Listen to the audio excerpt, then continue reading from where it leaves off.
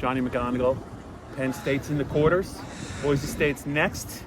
If I was a cynic, sometimes I am, I could tell you what happened in exactly four plays today, but it was more than that. Penn State's defense was great, but when you look at SMU and their quarterback, viewed as one of the better quarterbacks in the country, he had a bad day.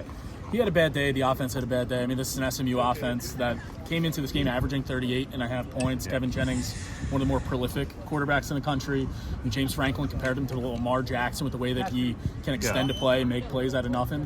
And Penn State's defense absolutely shut them down. Yeah. I mean, absolutely not only shut them down, but that defense and this crowd, the whiteout crowd at Beaver Stadium, which was pretty electric, pretty juiced up for, the college football playoff first round.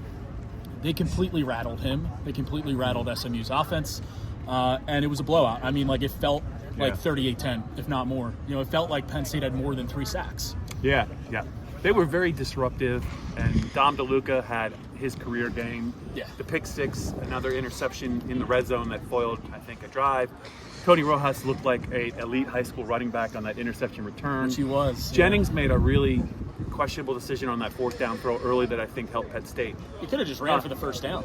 Helped them settle down, but I do think as the game went on and Penn State kind of calmed down. When you talked about the Penn State defense, Abdul Carter pounded them throughout the game, but there were some other players I thought that stepped up big. One was Dennis Sutton, and Keziah Izzard inside. They only have 3 defensive tackles. He had a nice game, and he influenced one of those interceptions. I think you saw it in the press box when he got in that guy's lap and made a play. They got a lot of different contributions. It did. Zane Duran, I thought, had a nice day as well on the interior defensive line. And then you complement the defensive performance with a ground game between Katron Allen and Nick Singleton. I think they combined for, 190-ish yards, It was close. It was something like that. And boy, was it impressive, especially in the cold. SMU, after those couple interceptions, the pick sixes, those guys on that sideline didn't look like they wanted to be here anymore.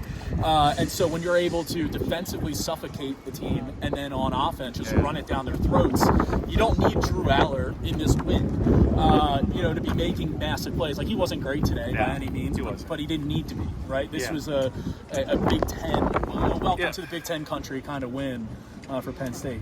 Yeah, and the odd thing was, as good as Penn State's defense played overall, this team, the wind was tough. They made some mistakes. They got away with some things. They settled down early. I don't care what anyone else has said. When it's 4th and 1 from your own 19 and the other quarterback's eggs are scrambled and he's not doing well, don't go for it. James said, I told him all week I was going to be aggressive. I could not be aggressive. I'd make that call again. I wouldn't, and I don't think he should, and he better not do it against Boise State. No.